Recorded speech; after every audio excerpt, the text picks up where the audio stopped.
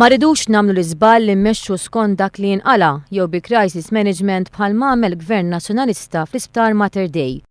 Dan qalu s-segretarju parlamentari għall-anzjani u persuni b'diżabilità Franco Mercieca b'referenza għax-xiri tas-sodod mid-djar tal-anzjani mill-privat sabiex tissolva b'mod temporanju il-problema tan-nuqqas ta' sodod.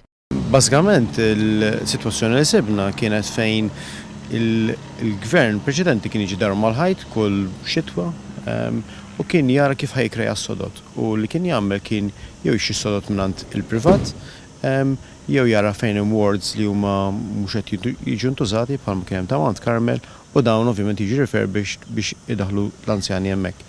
Aħna ħsibna li l-aħjar huwa li nippjanaw fit-tul u għalhekk ħsibna ħriġna din l-expression of interest biex naraw biex naħdmu mal-privat għax aħna għandna interess naħdmu mal-privat biex naraw il-privat x'jista' joffri bħala soluzzjonijiet differenti.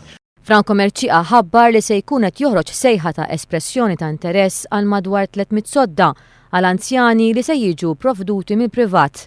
Spjega li d-domanda din is-sena kienet ta' 300 sodda, iżda l-provvista din is-sena kienet tlaħħaq biss 160 sodda. Il-problema ta' nuqqas ta' sodod qiegħda kull ma jmur tinħass.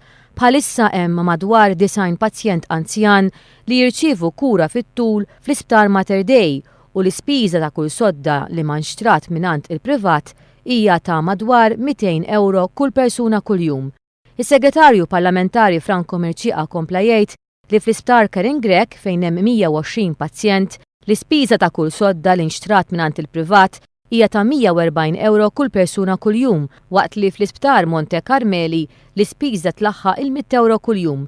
Dan meta sodda fid-djar tal-Gvern tiswa bejn 45 sa 55 euro kull persuna kuljum. Għalhekk permezz ta' investiment mal-privat, il-Gvern se jkun qed jiffranka mas-6 miljun euro fis-sena.